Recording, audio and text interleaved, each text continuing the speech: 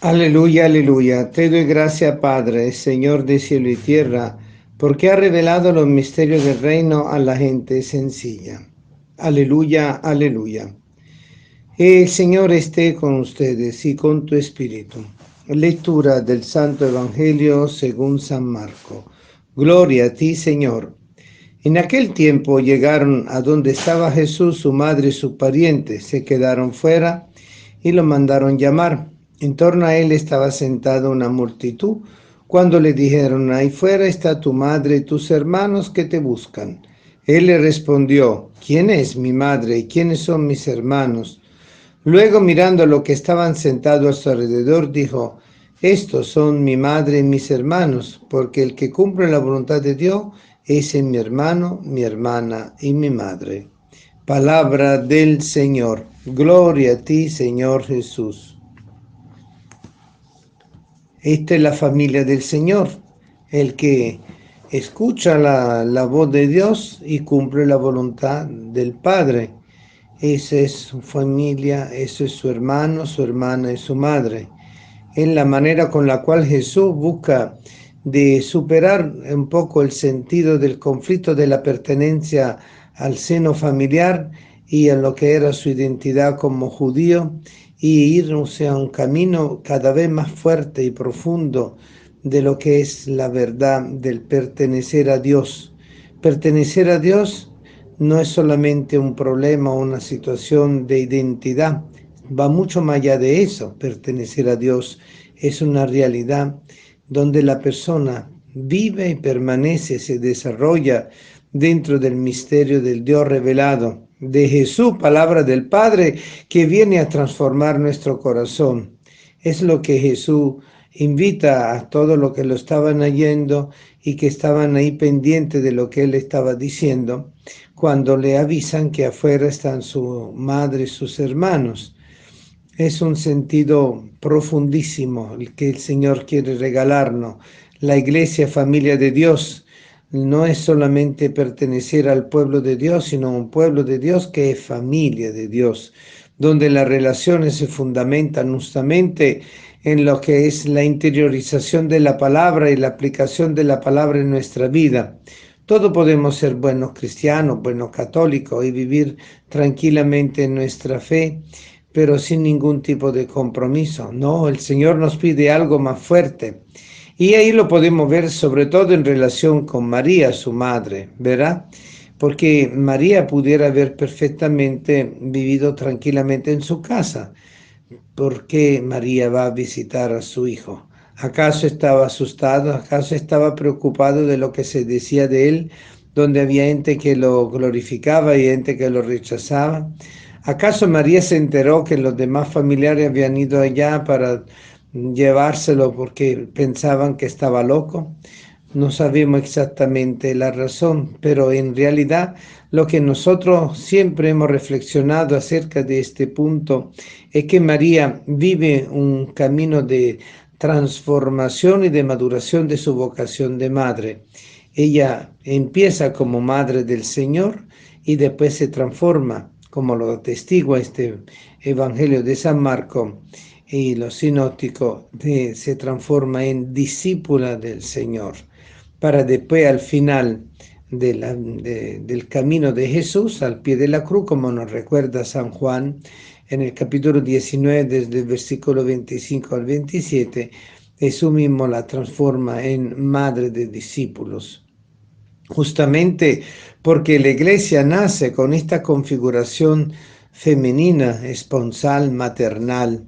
María es la figura de la iglesia que nace del seno de Cristo y que se desarrolla, crece y madura y va dando todos los pasos necesarios para poder transformarse de miembro de la iglesia en discípulo y misionero. María, madre, discípula y misionera. María, aquella que lleva dentro de su corazón la palabra. Y ella, como decíamos antes, podía perfectamente haberse quedado en su casa. Ella ya sabía quién era Jesús, ella lo aceptaba, lo apoyaba, pero evidentemente el hecho de que ella da un paso ulterior y se acerca para estar a la escucha de su propio hijo implica en María un proceso de una conciencia que quiere ir siempre más allá de donde ella ha estado. No es suficiente ser la madre del Señor. Ella sabe y aprende y tiene conocimiento de que ella tiene que seguir a su propio Hijo. Y es el gran misterio que la Iglesia envuelve en su caminar, en su catequesis, en su evangelización, en su vivencia de los misterios. Todos nosotros somos bautizados en Cristo y nos volvemos hijos de Dios, pero después del bautizo nosotros tenemos que confirmar nuestra fe, como lo hacemos con el sacramento de la confirmación, y vamos a ir madurando nuestro caminar en el Señor y nos volvemos discípulos del Señor en el cual fuimos bautizados. Es lo que ocurre con cada uno de nosotros, así como en María, que vamos a decir la semilla de la iglesia, la primera discípula, la primera redimida, para que todos nosotros comprendiéramos el camino que el Señor nos tiene preparado. Es un camino no solo de conversión, sino también un camino de entrega, de servicio y de ofrecimiento de sí mismo, oblativamente hablando, que nos lleva a nosotros a estar totalmente asociados al misterio de la redención de Cristo. Y Cristo evangeliza desde la cruz, y Cristo evangeliza desde la cueva de Belén, y Cristo evangeliza desde la casa de Nazaret, y Cristo evangeliza en el desierto, y Cristo evangeliza en el sepulcro, sea cuando lo entierran como cuando resucita. Jesús evangeliza cuando asciende a los cielos y Jesús evangeliza cuando nos promete el Espíritu Santo. Es una actitud continua de parte de Él como Señor y Maestro, lo cual implica de parte de nosotros un caminar, una procesualidad, un dar pasos.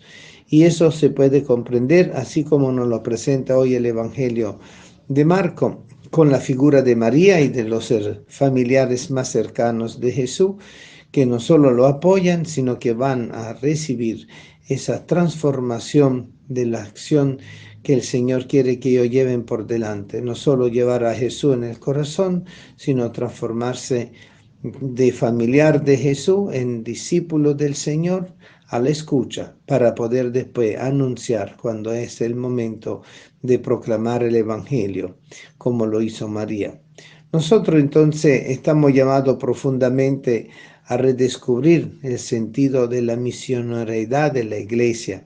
Todo católico bautizado es discípulo y misionero, así como María es discípula y misionera de la palabra encarnada. Todos nosotros estamos llamados a no solo vivir nuestra vida como buenos cristianos, cumpliéndolo todo, sino además de eso, dándolo todo. No es solo cumplirlo todo, sino dándolo todo. Y ese darlo significa justamente dar el otro paso, como lo hizo María, que de madre se transforme en discípula para después al final llegar a ser madre de los discípulos. Un camino espiritual, un camino existencial, un camino que psicológicamente para ella tuvo que ser muy fuerte, aún ella sin conocer el pecado y sin caer en pecado, pero en esa actitud continua de un amor que quiere redoblarse en un amor cada vez más fuerte. Y esa es la fuerza de la evangelización, el amor que se redobla sobre sí mismo, porque ya no se preocupa de su propia salvación, sino que se preocupa de la salvación de los demás. Y eso nos permite a nosotros volvernos cariñosos con el amor a la cruz, cariñosos con el amor a la evangelización, cariñosos sobre la suerte de nuestros hermanos, que también puede recibir de Dios esa gracia de la conversión.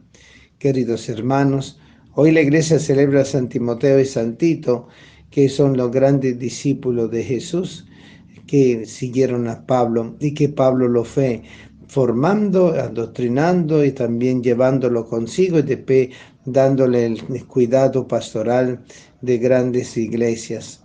Nosotros comprendemos entonces que el trabajo de la conversión de Pablo sigue adelante con la conversión de Tito y Timoteo y sigue adelante con esa fuerza de la palabra que nos llama y nos convoca a todos para ser auténticos cristianos, misioneros y discípulos de la palabra encarnada. Vea tú lo mismo.